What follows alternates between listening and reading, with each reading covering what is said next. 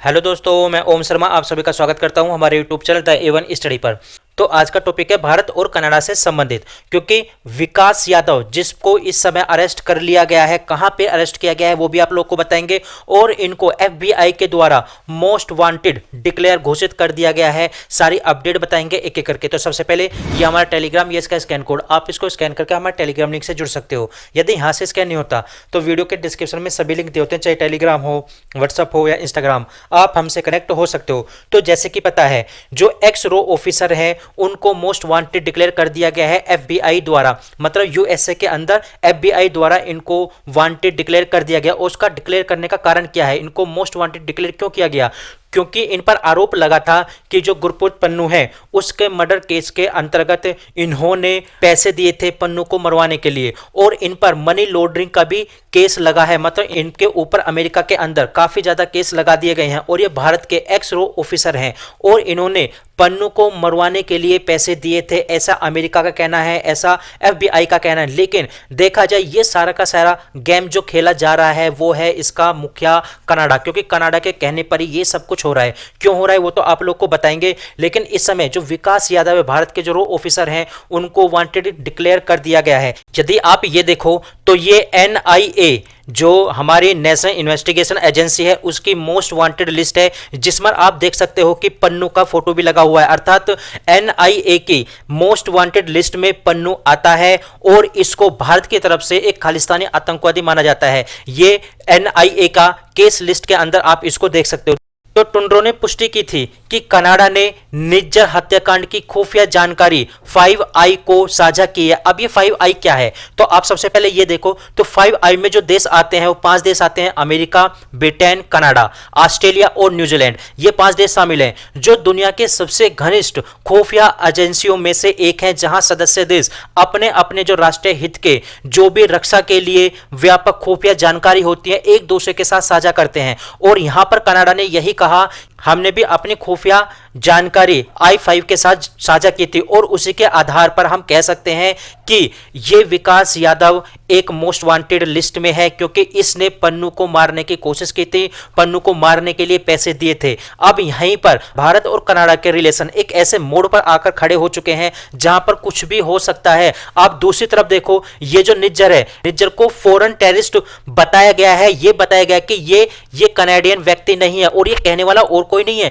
ये कहने वाला खुद कनाडा के अपोजिट पार्टी के एक नेता है। उनके द्वारा यह बात बोली गई है कि निज्जर एक आतंकवादी था, विदेशी आतंकवादी था, इसको कनाडियन आप नहीं कह सकते, ये कनाडियन नहीं था, इसके पास कनाडियन की नागरिकता नहीं थी। हालांकि यह बताया गया था कि हाँ, इसको कनाडियन नागरिकता मिल चुकी थी, लेकिन यहीं पर क्वेश्चन उठते हैं कि एक आतंकवादी को कनाडियन नागरिकता कैसे दे दी टुंड्रो ने। तो कह सकते हो कि टुंड्रो पूरी तरह से खालिस्तान का फेवर करते हैं, उनका बचाव करते हैं। अब ना केवल कनाडा बल्कि US भी भारत को नीचा दिखाने के लिए, भारत पर दबाव बनाने के लिए इस प्रकार के हथकंडे अपना रहा है। क्योंकि आप लोगों को याद होगा, रूस के अंदर इस समय ब्रिक्स का सम्मेलन होने वाला है, और इस सम्मेलन में भारत की तरफ से खुद भारत के प्राइम मिनिस्टर जाएंगे, और यह बात USA को भली बात ही पता है, और भारत पर दबाव बनाने के लिए इस प्रकार के हथकंडे USA कनाडा द्वारा अपनाए जा रहे हैं। यदि आप सोचो, खुद ये बात खुद वहां की मीडिया द्वारा बोली जा रही है कि इंडिया टेस्ट कर रहा है कि उसका अच्छा दोस्त कौन है, कौन अच्छा दोस्त नहीं है। क्योंकि देखा जाए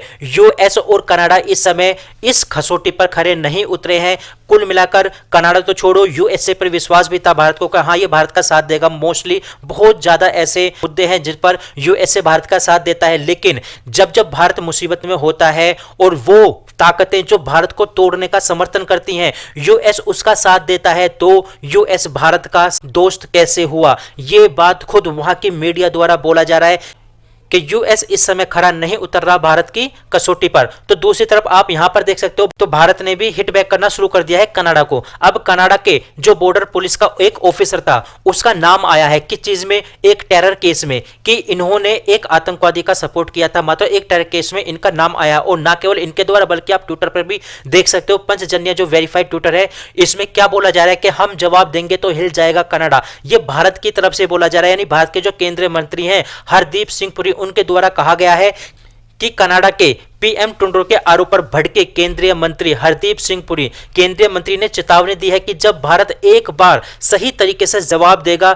तब जाकर कनाडा को भारत के वजन समझ में आएगा। मतलब ये बोल रहे हैं कि भारत को जवाब देना चाहिए। हमारे जवाब अब तक उदाहरणात्मक रहे हैं, जब हम जवाबों में बदलाव करेंगे तो कनाडा को समझ आ जाएगा कि भारत क्या चीज है। यानी भारत इस समय पूरे मूड में है कनाडा को जवाब देने के लिए, क्योंकि यह बात खुद हमारे केंद्रीय मंत्री द्वारा बोली जा रही है। दूसरी तरफ आप देखो, इस समय जो विकास यादव है उनको अरेस्ट कर लिया गया है, और अरेस्ट करा किसने है यह भी सोचने वाली बात है। तो आप सोच सकते हो कि wanted bye FBI in Pannu case, Vikas Yadav was arrested bye Delhi police, मतलब दिल्ली पुलिस के द्वारा अरेस्ट किया गया है। हालांकि इनको मोस्ट वांटेड डिक्लेयर कर लिया गया है यूएसए के अंदर एफबीआई के द्वारा, लेकिन इनको भारत के अंदर अरेस्ट किया है। भारत के अंदर दिल्ली पुलिस द्वारा अरेस्ट क्यों किया गया है? तो इन पर आरोप लगा है कि इन्होंने लॉरेंस बिश्नोई के नाम से वसूली की, मतलब ये वसूली कर रहे थे लॉरेंस बिश्नोई के नाम लेकर। तो कुल मिलाकर इनको इस समय अरेस्ट कर लिया गया है। अब देखा जाए भारत के अंदर इनकी मुसीबतें बढ़ने वाली है, लेकिन भारत एफबीआई को विकास यादव को सौंपेगा ऐसा तो बहुत मुश्किल है, मुश्किल हो जाएगा। क्योंकि आपको याद होगा कि एक निखिल गुप्ता नाम के भी भारत के एक एनआईए ऑफिसर थे, यानी रो ऑफिसर थे, उनके ऊपर अमेरिका के अंदर खुद एक केस चल रहा है। मतलब उनके ऊपर ऑलरेडी एक केस चल रहा है, और उन्होंने ये बात भी बोली थी कि भारत के इलेक्शन को प्रभावित करने के लिए उनके ऊपर यानी भारत के ऊपर दबाव बनाया जा रहा है और उनको अरेस्ट किया गया है।